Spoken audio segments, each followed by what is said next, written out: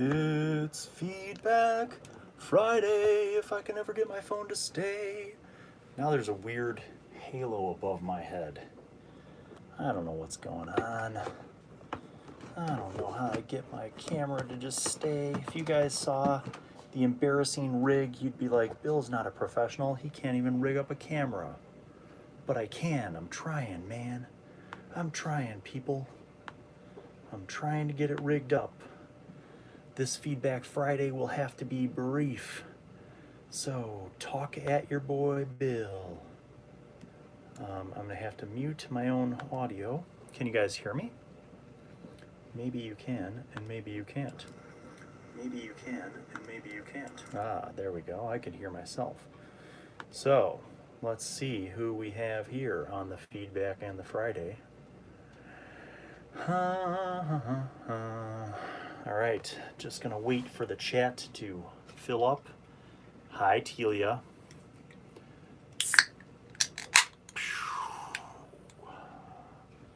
It's the fuel, the chemical that fills my brain with wake-ups.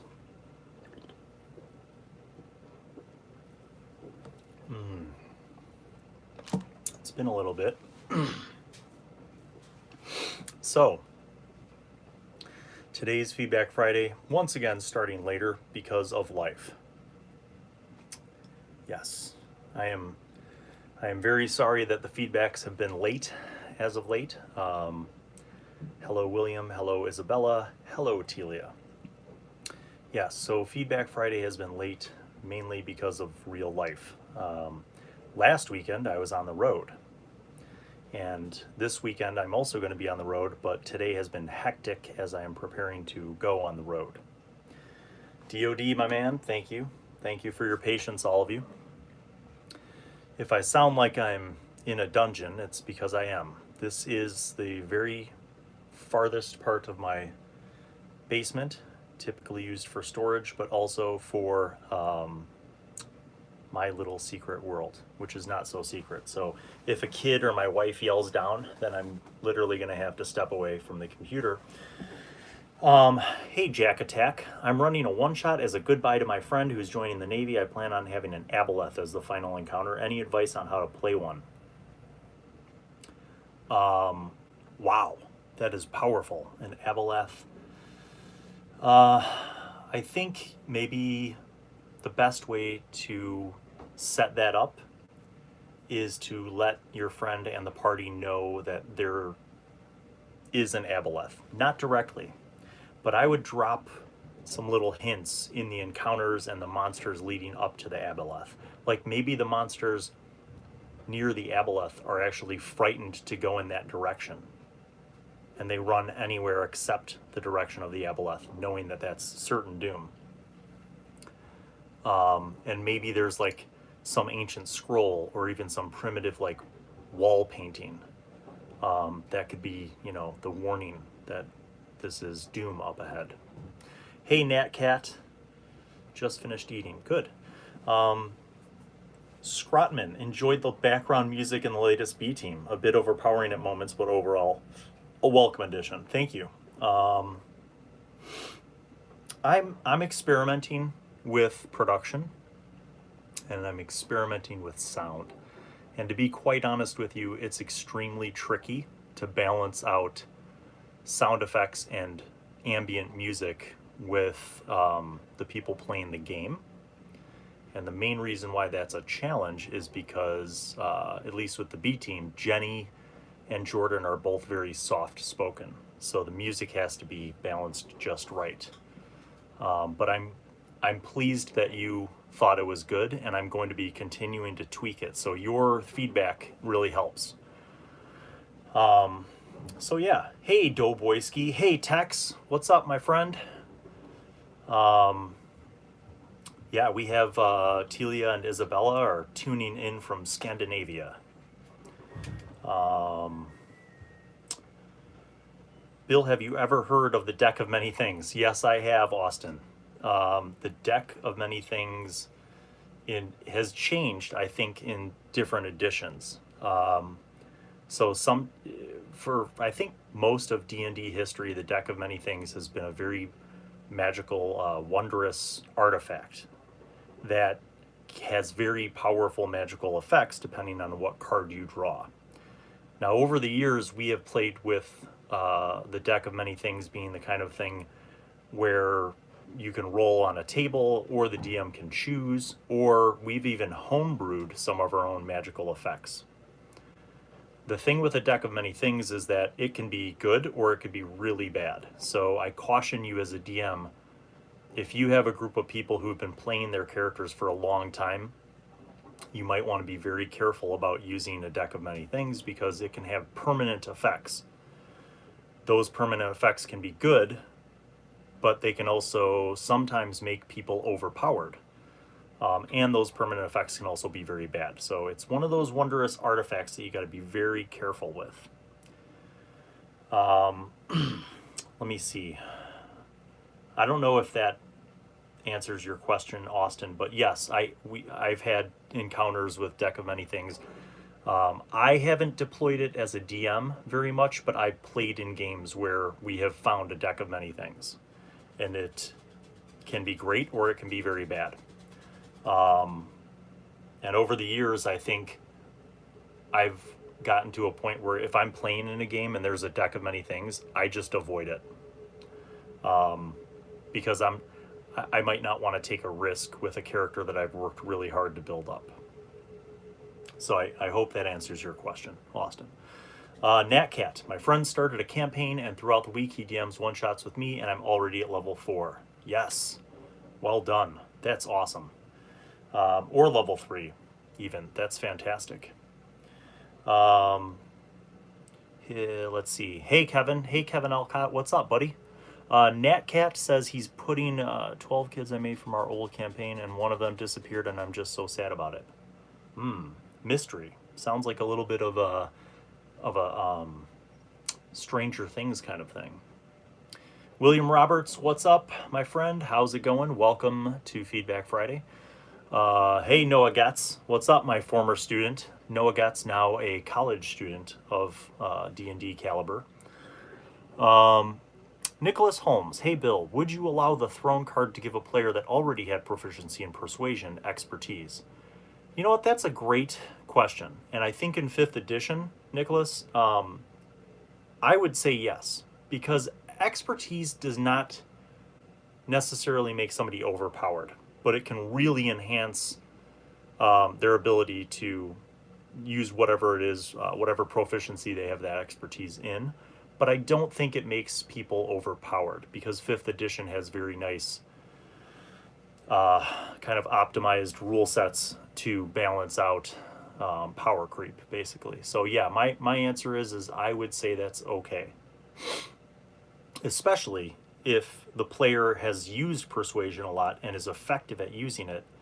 If they were to draw that, yeah, I think it would work. Bill, let me in the studio, please. I can't go back to the studio. I've been at today was my day off, and I'm supposed to be getting ready for a road trip. I'm leaving tomorrow. I simply cannot go back to the studio. DoD Spec Ops, hey y'all, Bill started my first game with my daughter in the world of Lagos and Manaria, and she likes it a lot. Yes, my man. Congrats, dude. That's awesome. You're playtesting it. Soon, all of you will be able to playtest it, because we are making great strides. My community on Patreon has been collaborating and working together to build up this region, and it is incredible what's happening. So you guys will be able to see this played in, and also hopefully when we get it to a point where we're ready to, we'll be able to kind of release it as a PDF, as a campaign ruled book, I guess, a source book, with adventures, with NPCs, with maps, everything. It's going to be really cool. So, Bill, do you like pet rats? I've never had a pet rat. I'm not against a pet rat. I think they're okay. I don't know if you mean in real life or in games, but in real life, we have a lot of pets here at my house. We have a bearded dragon, we have a fire-bellied toad, we have goldfish, and we have a dog. So We have our own small zoo. What's up, Jim? Good to see you, my friend. Nicholas asks, what would you think of mastery of a skill where you triple your bonus, proficiency bonus, or similar bonus? You know, that's mastery or specialization from earlier editions was kind of like that process. What? I'm live streaming right now.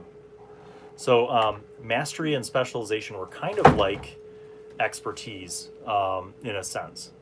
I would probably draw the line at mastery and specialization because I feel like those kind of elements are part of what made earlier editions have power creep. And if you don't know what power creep is, it's basically like you start off with a game that has rules, and as you add content to it, people keep getting more powerful and powerful to the point where it gets kind of crazy, where like the game's not challenging unless everything's high level and everybody's super powerful or super specialized. And at that point, what my learning revelations have been is that you kind of lose the special.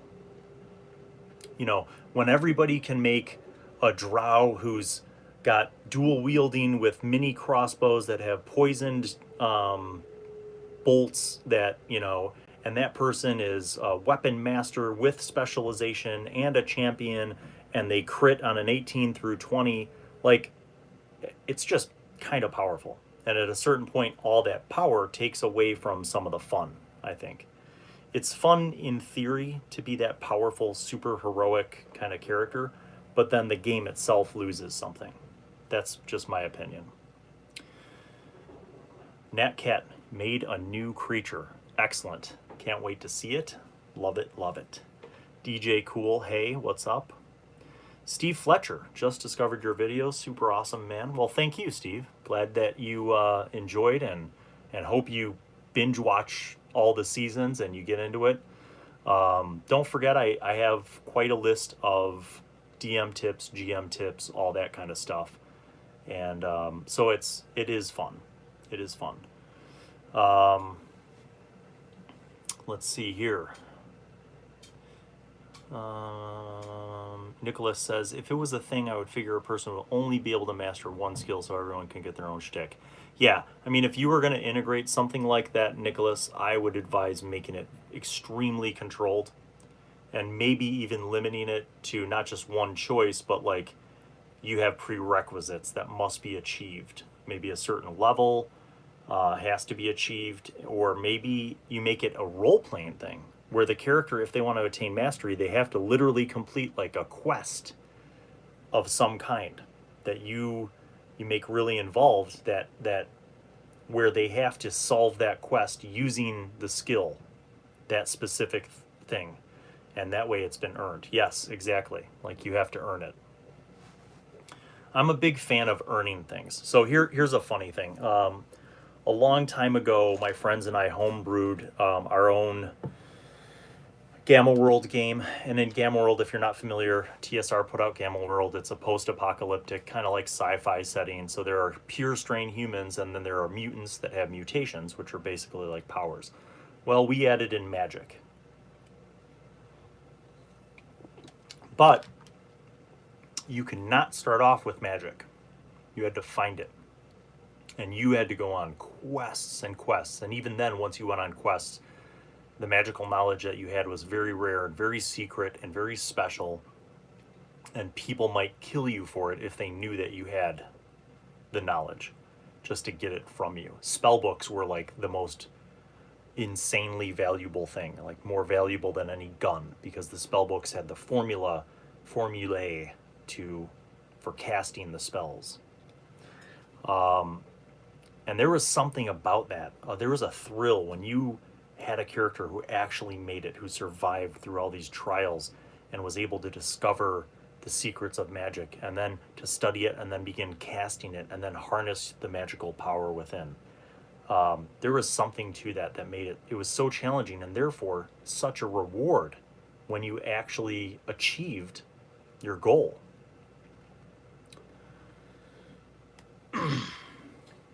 Sorry, I was just riffing right there, but you guys are on fire with the comments, so let me get caught up. Was it hard to find students to volunteer to game? Not at all. Season 1, if you read the description, it was kind of like a last minute thing. That's why a lot of it was rushed. That's why it was very restricted. But after that, there's a line of people. Like, I don't have time to run all the games for all the people that would want to run them. So, but what is encouraging is that a lot of the students are now experimenting with running their own games outside of the studio, which is great.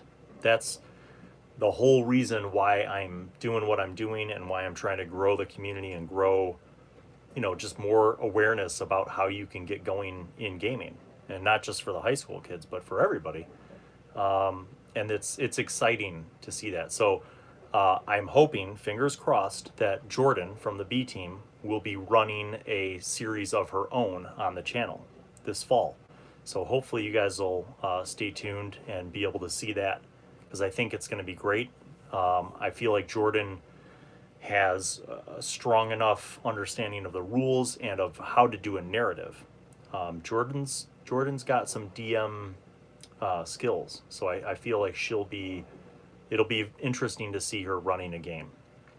And so I'm pretty excited about that. We haven't figured out everybody that's going to be in the cast, but she and Jenny and some of their friends are starting to make characters and play, so we're going to see how that goes. But yeah, it should be pretty exciting, and I don't think we're going to have a problem getting a cast together. I think it'll be pretty straightforward.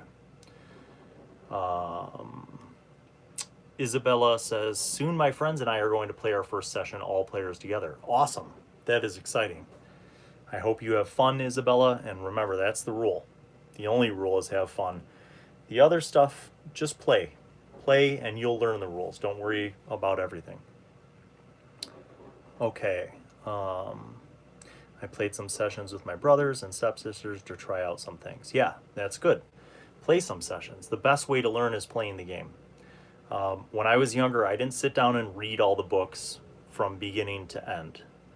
I would read things when I needed to know them, and then I would go back later and reread them. And the best way to learn is just by playing. Do you feel like you lose some character content, personality, and players when you play on YouTube, so like you don't get demonetized? A little bit. It's, it depends on the cast. I think season 2 and season 3 were a little more edgy than season 1. But it depends on the people. But the people that you see, you guys, they're pretty much themselves. Like, how they are on the camera is pretty much how they are. And that's what I like too, because that's realistic. When you play D&D with people, you're going to have some people who like to talk a lot, and some people who are more quiet and reserved, and some people who, just want to Leroy Jenkins and run in and kill everything, and some people who want to think about it, and some people who want social interaction. So there's a variety of different players out there, and that's what I love, is to discover and to have them discover that when they're playing the game. Okay, so let's see. Steve Fletcher says, I wish more DMs included guild quests for thieves to earn levels and skills. I agree 1,000%, Steve. If I could make a PSA for DMs, take advantage of the social structures with some of the classes. If you have rogues, thieves, definitely do not fail. Have Thieves Guild missions and quests. It doesn't have to be a big thing, but just little things to keep it real. If you have a druid playing in your party, have the druid be asked by his circle to perform some important task, some duty. To maybe there's a strange thing happening in the forests or wherever it is in the mountains that needs to be investigated. Those are opportunities to create small missions, but also, if you can run them as small solo quests with your players, just one-on-one, like a 2-hour adventure, or you could run it and include the whole party. And then each person, It doesn't matter what class this is. If you're in a, if you're a monk, if you have a monk, maybe the monk's monastery has asked for his or her assistance, and then the rest of the party helps out, or a wizard. Any class really could have missions catered towards their class and their background. I think that's an important thing for all DMs to do. Jim, in my DM homebrewed campaign, if you get a nat 1, you roll a d20, and depending on the number, you can go for a near miss to getting a random flying brick to the groin. That's good. So there's, when I was growing up, we had the critical hit table where you rolled a d30, and then there was also a critical miss table. And I don't play with that anymore, but it was fun, and you can certainly integrate that in 5th edition or any game really, to just make it more narrative, to describe, instead of just saying, you rolled a 1, you drop your weapon, well, maybe something else happens and then you roll on that table. So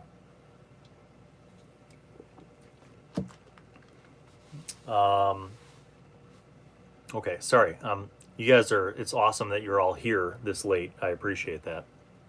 I know for some of you guys it's very late, so thank you. Okay, Nat, you sent me the creature on Insta. Okay, cool. I'll look for that. Thank you. I'm excited. Shalendor, back in the mid-'80s, I ran some people from Gamma World through Descent into the Depths of the Earth using the DMG rules, and all the combat's dependent on the initiative. Yes. Yeah, 1st edition AD&D in the DM's guide had conversion rules for Gamma World, so that if you wanted to play Gamma World with D&D or vice versa, you could do that. That's cool. That's really cool. I have very fond memories of playing Gamma World and D&D back in the day, and Top Secret and a lot of the other TSR games. TopoMusicale, greetings, my friend. Welcome. Sorry, I'm really behind on the chat. I'm just now seeing you guys checking in.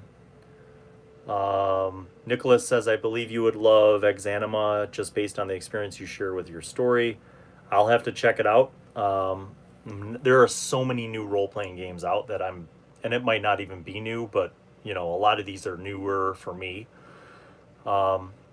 Let's see, DJ Cool, what way would you suggest adding survival elements such as thirst and hunger to a game without it being annoying and slowing the game down? I think that is a great question. And I think some of those simple things sometimes, those simple challenges can be superb. And don't count that out, because most players and characters, they go from place to place and they never say, like, I refill my water, I refill my rations. I think where that could be really important is on an expedition or an exploration or an adventure where they don't have access to civilization, to food and a well. And they go out with whatever they have on their character sheet, and you keep track. And every time they break and they have a short rest or a long rest, they eat, all that kind of stuff. And then you keep track, and then you let them know when they're down to like 1 day of rations. You say, hey, you're running low on rations, you're running low on water. Do you want to make a survival check to see if you could find some food and some water? Based on the survival checks, maybe they restock their water, or they find some berries or some natural fruit or something like that. But then gradually you continue in this exploration, and maybe they run out of food, maybe they run out of water, or maybe they fail the survival checks enough that they start to run low. Or they fail the survival check and they find water, but what they don't know is that it's poisoned or diseased. Maybe there's fecal coliform in the water supply. That's poo. Maybe they get sick. So there are a lot of ways to make that challenging, and not annoying, realistic. I believe in that. I think that's important. Now, if you're not on a big expedition or a big exploration, then I think, as long as they're regularly going to places where there are wells, where they can get water, and where they can get rations or food, farms, hamlets, towns, villages, whatever, then I don't really bother my players with that kind of stuff. But I think it can be very cool, and it can be important, especially in a survival circumstance, in the certain kind of setting. That's a great question, DJ Cool. Well done. Shalendor says, I love that you're having some of the kids do some DMing. Yes, me too. Me too. Kevin has a ball python, a bearded dragon, 2 rats, 2 rabbits, and some fish. Yep, that sounds like our house. It's pretty busy. All right. Sorry, I got to get caught up here. Oh, all right. So Austin said his players do some pretty messed up stuff and they get evil. Yeah, I tend to think that if I was gonna run a evil campaign, I don't know that I would run it in D&D. I think if we were gonna play another game where the characters were lawless and heartless and evil, it might be a post-apocalyptic game or something like that.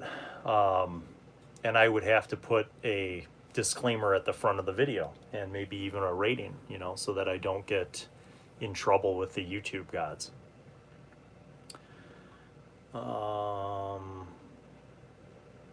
Shalendor, Boot Hill, yes, yes. Topo, my friend, everyone stop talking for a minute. Sorry guys, I got on a riff and then I'm behind. Do you think Connor from season 1 will end up running his own game? Oh, I think you mean Cooper. No. None of the people from season 1 really want to play D&D.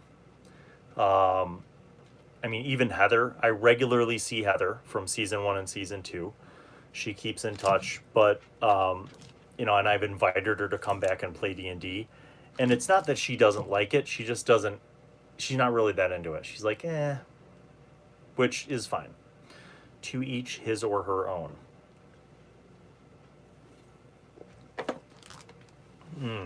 Steve sees this. Oops. That's Initiative Coffee. So those who don't know, my friend Brian Thomas has Initiative Coffee Company. And he's had some programming on his channel, including the Bard's Tale series, and the Emerald Blades, and some other one-shots, and some convention content. So if you aren't familiar, if you're not one of the longtime fans, that's Initiative Coffee Company. They have a website. You can order coffee. They have a variety of different coffees that you can order. They also do events and conventions, and they have a lot of their own original programming at their own YouTube channel. So you can always go check that out as well. There you go, that's my good deed for the day. Oh, no, it's not staying. What the hell? It's like barely magnetized. There we go. The YouTube gods, yeah. Hey Bill, got any open slots for a possible guest alumnus next semester? Noah Getz, you are welcome to play. I actually would like to do D&D with college students next semester as a recurring show, and we would love to have you on a guest slot. So send me details of your availability, because I'm not sure. I don't remember where you go to school, Noah, but if it's local, like if you're in the Chicago area or you're somewhere near Chicago and you wanted to like come back for a game, that would be awesome. We'd love to have you.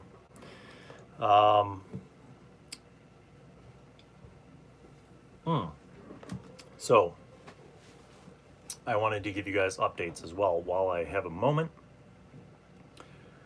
We have episodes of B Team and Summer Sessions coming. So I hope you guys saw B Team came out today. I'm trying to keep the regular release schedule of Fridays at 10 a.m. Central Standard Time. So we have that. And you guys have also next week we'll have another episode of Summer Sessions, the next episode of Summer Sessions on Friday. The week after that will be B Team, so it's kind of alternating right now. Every Friday there will be a show. B Team, Summer Sessions, B Team, Summer Sessions. And part of that is just the availability of the students. Like a lot of them, it's summertime here, and a lot of them are going on vacation with families, so it's been a bit of a challenge. The other thing I wanted to tell you was, of course, oh, thank you, Topo. I'm glad you liked it. The other thing I wanted to mention to you guys, if you didn't know, we would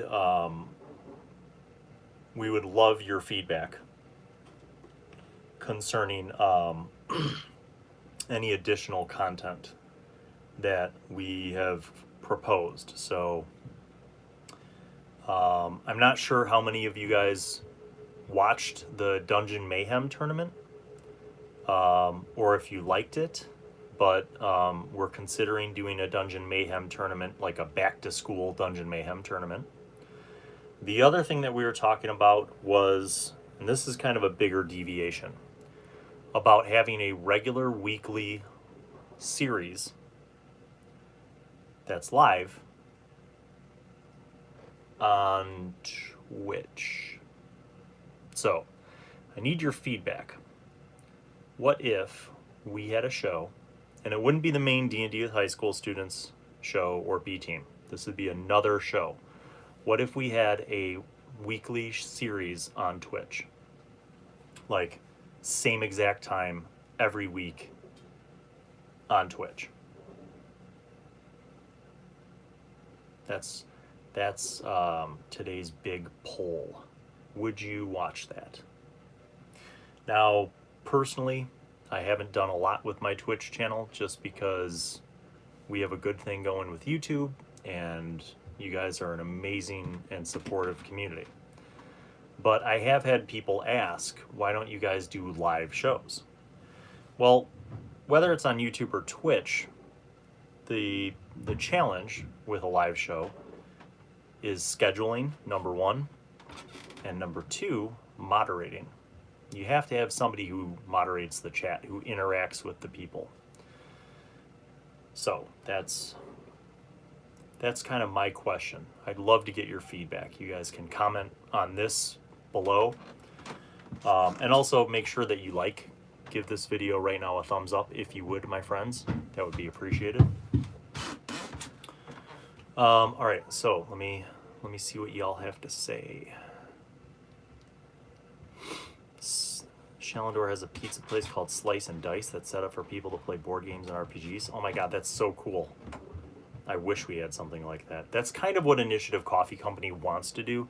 Eventually, Brian would like to have an actual brick and mortar shop. Okay. Finally caught up with nearly everything. I watched like half the episode. Today's episode was another great 8. Hey, Kanoko Central. Bill, how do you pick which kids are on the show? It's really voluntary. So the kids who know that we have a show, which is basically all of them, I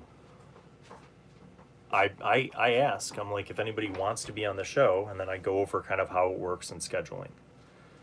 So it's entirely voluntary. What? Hi. Hi. Sorry, that's my youngest. The Dungeon Mayhem tournament was so cool. Awesome. D&D with middle schoolers would be dope. That's a possibility. What's the age range and can I be part of it? Oh, yes. Nicholas says, by the way, did you see the interview Pursuing the Knightly Arts had with Bob Charrette on his harness? I believe it was involved in the first channel. I have not seen that, but that looks cool. Comment with a link so I can check that out. Live streams. I like YouTube more than Twitch, using Roll20. I like YouTube more than Twitch as well. Do you have a Patreon page that we can support? I do. Steve, great question, and thank you for that reminder. I do have a Patreon page, and our Patreon community is what I would describe as small, but extremely active. So I produce a minimum of 1 video per week for my patrons that is exclusive, and you can jump in on that for as cheap as $1 a month. But I have a whole bunch of tiers on the Patreon, and you can choose what you're most comfortable with pledging, and all those different tiers have different rewards, and I consider them to be pretty good rewards. I mean, for example, at a very reasonable $5 a month, you get access to a Google folder that contains all sorts of music for gaming and images, as well as other resources that I post up, NPCs, character sheets, all that kind of stuff. And currently, our Patreon community is building an entire, what started off as just a town, it is now an entire region. And I mean by building, like, we have maps, NPCs, we have adventure hooks, we have histories and backgrounds and tensions. I mean, it's a full-fledged, like, you could run, I'm very confident that by the time we're done, you could run characters from level 1 through 20 in this region. It'll be just as good as any book released by Wizards of the Coast. So that's the kind of cool thing that we're doing on the Patreon page. And so if you want to join, I love that support. And I do have some serious goals as well. One of the reasons why I started the Patreon was because I want to grow the community. The second reason was I wanted to get the Patreon big enough so that I can actually start going to a lot of conventions all over the place, so I can meet more of you and actually run games and maybe have panels, and be able to just kind of get out there and spread the word. That's the dream, is to be able to go out there and kind of share in person with you guys and meet up and run games at conventions for people. So it's slowly but surely growing, and my patrons who started me off are amazing. Many of you are on right now. So yeah, if you guys are interested, definitely check out the Patreon page.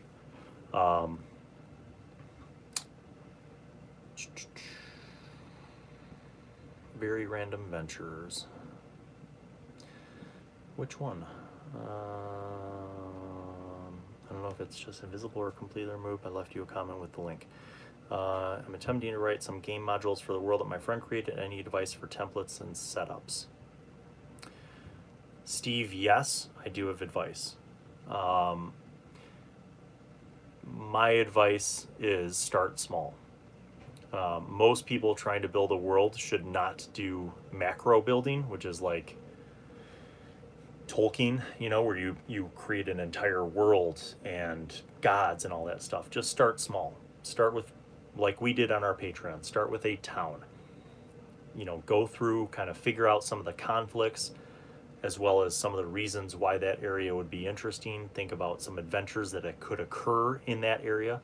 Think of the geography, and sometimes the geography of the area will guide you towards adventures. If you have a little bit of mountains and you have a lake, you have some rivers, you have some forests, maybe some swampy marsh areas, maybe some open plains, and then start to populate all that stuff. All that. Jeff Klein, what's up, my brother? Jeff Klein, tuning in from the Great North. Well, to me, it's the Great North. What's up, man? Hope you're enjoying your summer. Cheers to you, my friend. Telia, I would love to come to Europe. I'd love to come to Europe and travel all over the place and run games and meet all of you guys and see you and share in the fun. What's up, Moots? What's some of your favorite D&D first edition pre-written campaigns?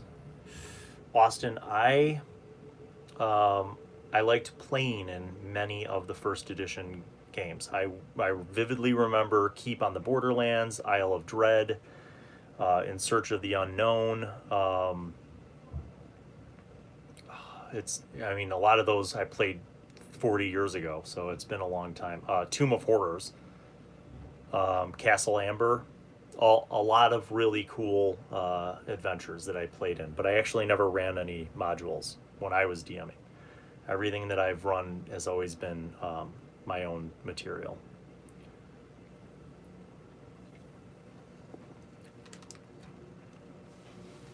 Moots asks, I gotta know, is the black robe that Sam took from Finance Room related to the Void Monk?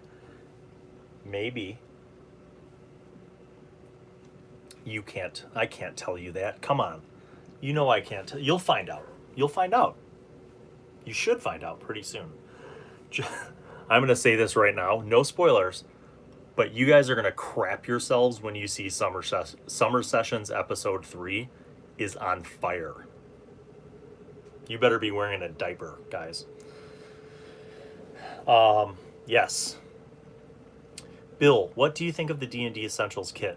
That's a good question. All right, so pretend for a moment that you don't own any dice, that you don't own any books. You're new, but you've played D&D with other people and you kind of want to get into it. The Essentials kit could be fun to get if you were new. Hey, Andrea, greetings. Ciao. Buongiorno. I don't know if it's... No, it's got to be evening there. I don't know how to say good evening, but good evening. Good nighttime. Yeah, so the Essentials kit I think could be cool for people who are new to the hobby, who want to get kind of everything in a box. I think that's not a bad thing. Do I think you need it? No. I think you can get by with a simple set of dice and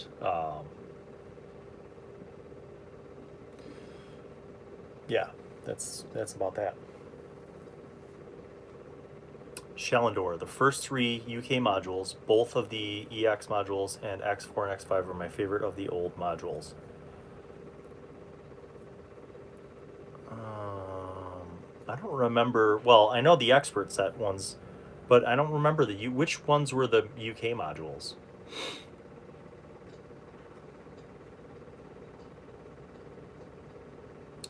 Yes, Topo, a little insider Patreon thing. I haven't had a chance to check out the discussion document, but I will post feedback to it. And thank you for adding that. There's a prime example of what I was talking about, guys. My patrons are, we're on fire. We are collaborating and creating a world, and it's awesome. So I can't wait to play in it and to show you guys what we've been doing. It's going to be fantastic. Beyond the Crystal Cave, the Sentinel, and the Gauntlet. I don't remember playing those modules, Shalendor. So here's an interesting thing.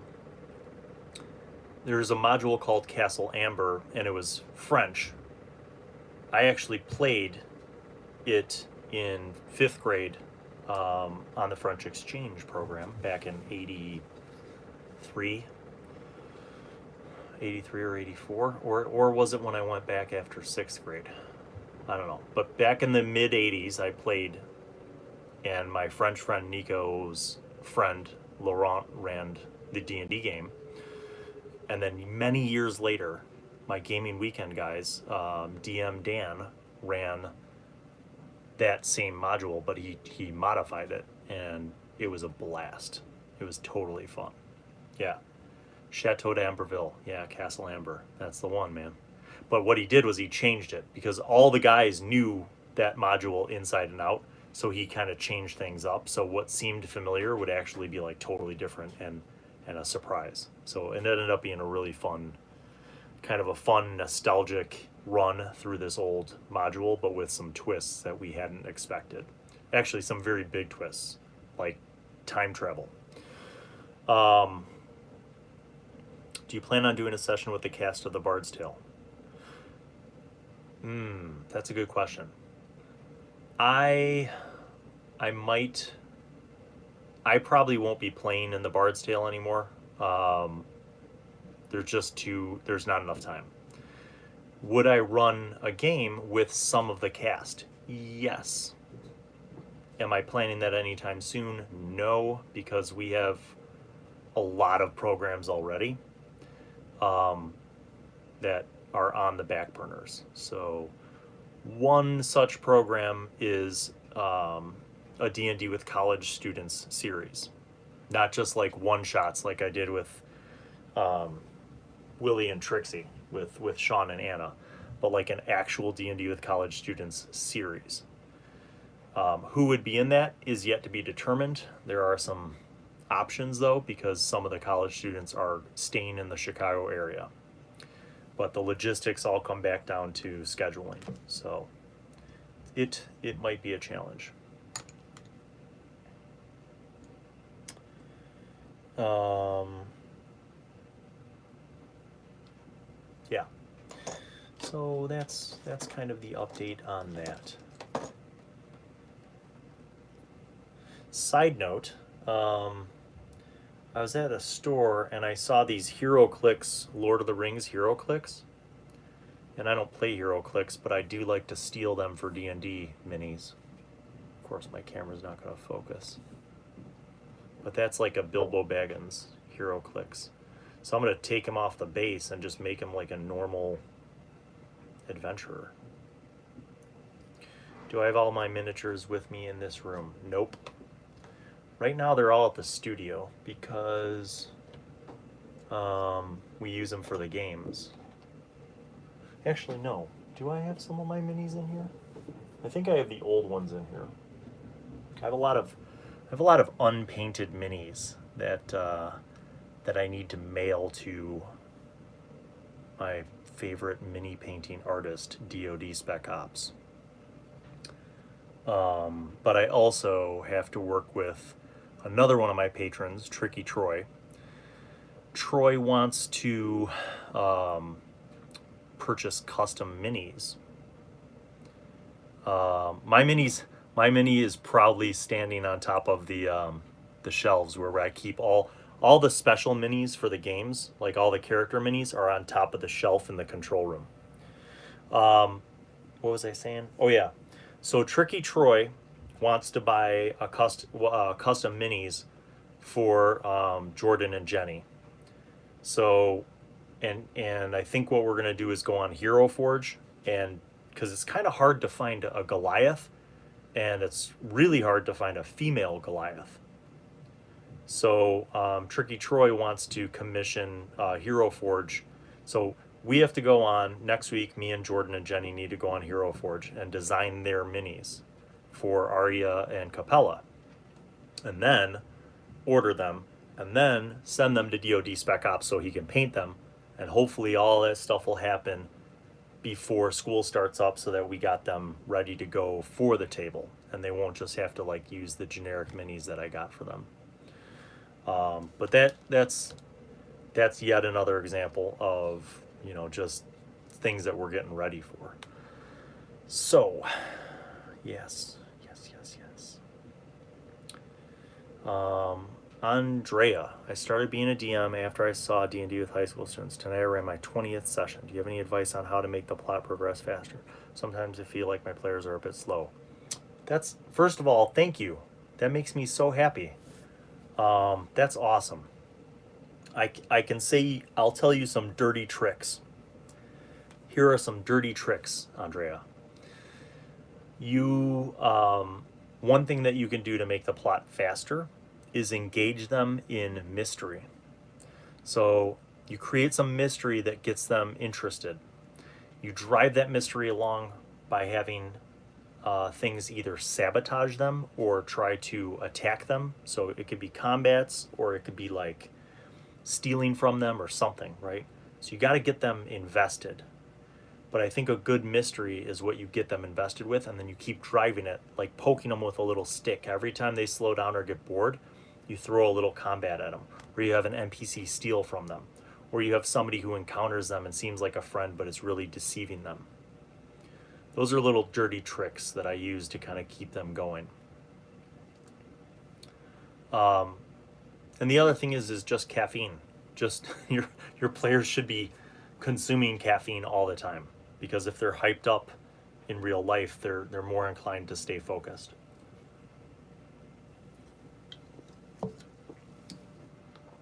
All right, time for show and tell. Ow. Here's a little pin. I don't know if you guys can read that. Yeah. Blood is thicker than water and much tastier.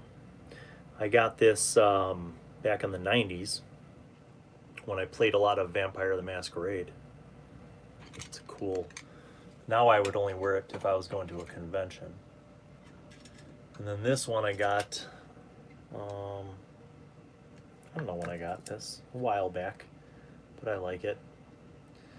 This one is a Tolkien reference. Never laugh at live dragons. Bilbo Baggins. Yep. Just some things that are hanging around at the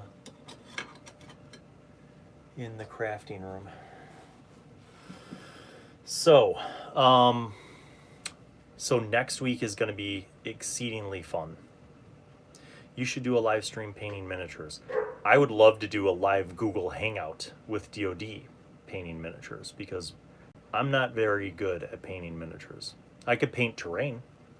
I have a lot of terrain and projects with terrain, but minis are hard. I'm very new to painting minis, but I do have a couple nice brushes. I actually have a whole set of nice brushes. So I hopefully will have the ability to do that, to do some live streams. Bill, would you ever do a Breaking Bad D&D world? Breaking Bad D&D world. So basically a modern game. If I was going to do a modern game, I wouldn't use D&D 5e for the rules. I would do another game system, probably White Wolf, because I think it works really well for modern gaming. Moots, Bill, would you ever do a build on your channel? Well, I've done builds. I'm not sure what build you mean, but I've done character builds. I have a series, I have a playlist called Build with Bill. And I plan on doing a lot more. I have a list. I'm a little bit backlogged right now. And I've also done, I have a whole list of terrain builds. So you can check those out if those are the builds that you're thinking of. Yeah. In one group I played in, half of the group would paint minis during the game. Well, that's, you know what, Shalendor, I think I've played in groups like that. I played in a group where one guy was making a chainmail dice bag, and he could multitask. I think where distraction in your game comes in is usually with screens. I prefer for people not to have screens unless they're using like a tablet with like D&D books in it as a reference. But it bothers me when people are like on Instagram while they're playing a game. I think it's kind of disrespectful. Yeah, Moots, check out my crafting, tabletop crafting playlist. I have a lot of crafting videos for terrain, houses, walls, all that stuff. That's actually what I started, most of my content on the channel started that way.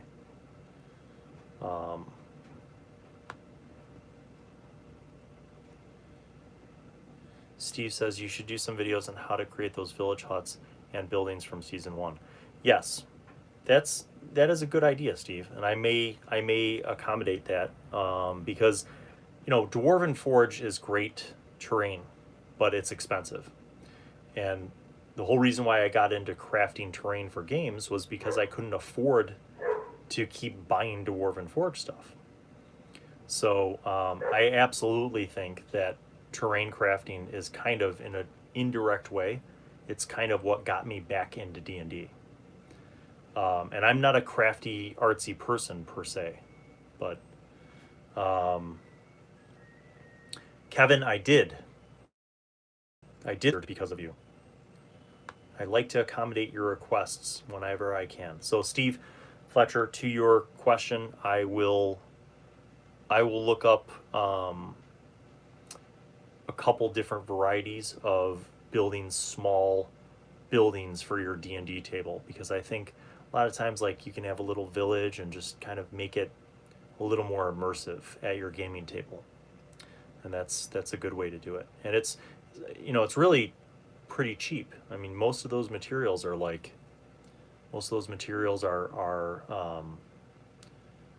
cardboard, maybe foam, that kind of stuff. So it's very affordable too. I'm the only person in our Pathfinder group that still uses paper character sheets. Shalendor, I use paper character sheets too. I can't get, I don't know why, I just can't get into it. I prefer books and paper. I just chalk it up to being, I'm old. I painted a mini canvas my most recent session. I'm rather quiet since that's how my character really is the whole time, but it was fun and I was happy with my little painting. That's cool. I like that. And it was in character. That's excellent. Let's see, Austin. You don't have to be good. I started, my first character was terrible, but painting minis is awesome. Start blending colors for depth. People that have the creative power to DM can paint a mini. I think it's good, even if you're not what I would call like a good or a great painter. I agree with you that you can do terrain or you can do minis, but it is good. It's kind of relaxing. You get in the zone and, you start working on stuff. And I mean, a lot of my early crafting experiments were total fails, but I just kept doing it, and I've learned a lot of cool techniques. Yes, good point. Good point.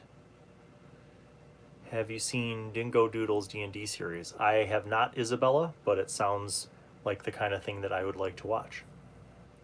Steve Fletcher, I am now a minor deity. Can I choose Lender, God of Time and Tedium? Yes. Yes.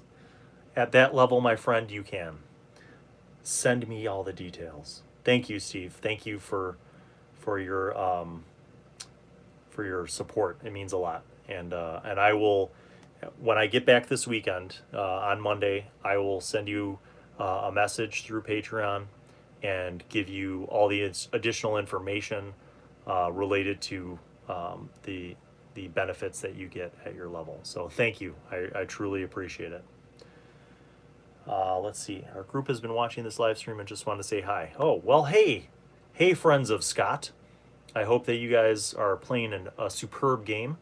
And if you're not, have fun anyway, because that's what it's all about. Bill, can you do vlogs? I have a whole series of them, of DM tips and GM tips. I don't do personal vlogs because I mean, literally my whole life is either teaching at the high school or, my family or D&D stuff. So, but maybe I'll do other topics. I'm always open to suggestions. So if there's topics that you guys want to know about, I'm definitely down to do that. Shalendor, I'm older than you, so I know the feeling.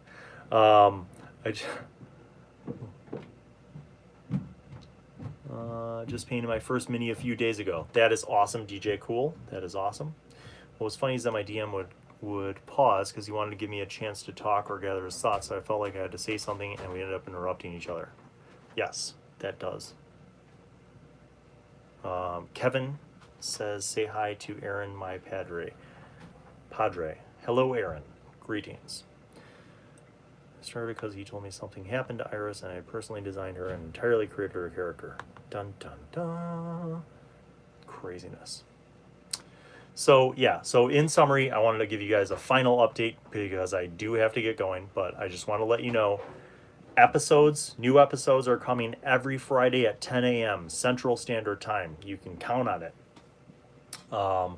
Also, don't forget that we are in charge of the live stream at Gen Con, July 31st through August 4th.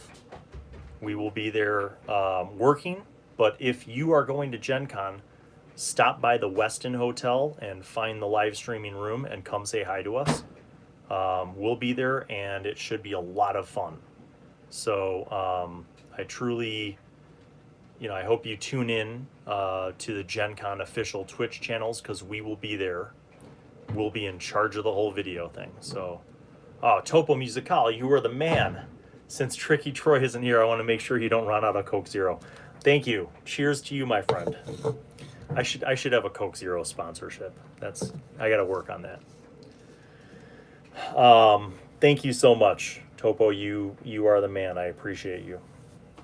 Kanoko Central says, Bill, what do you read or watch to get inspiration? Great question. I'm going to answer that, and then I'm going to have to sign off. So, I have been, I just listened to the audiobook of Ready Player One.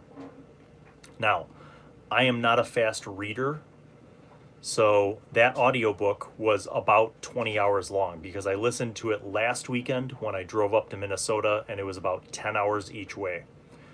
Ready Player One audiobook, the one that I listened to, was narrated by Will Wheaton, and it was superb. It was amazing, and there are a ton of D&D references, as well as a ton of 80s just nerd culture geek references and music references. It was awesome. And then I came home and I saw the movie, and I just wanted to cry. The movie was nothing like the book. I mean, just a disappointment. So definitely listen to Will Wheaton reading Ready Player One if you have 20 hours to spare, or if you like podcasts. That was awesome. I also got back into Stranger Things. So I watched Stranger Things season 1 when it came out religiously, and I loved it. Season 2 came out, and I just didn't have time when it came out to watch it, and then it kind of fell off the radar. So then I went back and watched season 2 Stranger Things just recently, like in the last week. And it was awesome. And now I'm starting season 3. Recent inspiration. That's about it. Also, Patrick Rothfuss's books, Name of the Wind and The Wise Man's Fear. I'm midway through The Wise Man's Fear, but those are awesome books. They're very long and very cerebral. A lot of description and a lot of hopping back and forth between different time periods and like memories, but awesome inspiration for D&D. So that is all, my friends. Thank you so much for joining me today. I'm sorry it was late, but life, and I figured it was better to do a late Feedback Friday than not at all. So thank you so much, you guys, for tuning in. And a lot of you guys, great questions. Seriously, great questions. And that's exactly why I do this, so that we have a chance to connect. And always bring your questions or topics. And if you have any that I couldn't get to today, feel free to comment. I do try to read all the comments on the videos afterwards, just in case somebody was not able to get it live. So, and once again, Topo, thank you. DoD, thank you. Steve, welcome to the Patreon community. Thank you, sir. And Austin, Moots, Shallandor, all you guys, thank you so much. And to my European friends, thank you. DoD, oh man, thank you, brother. And you guys take care of yourselves. Hopefully you have a chance to play some games, and just take care of yourselves. And I will see you next week, my friends. Take care. Peace out. Love you. Bye.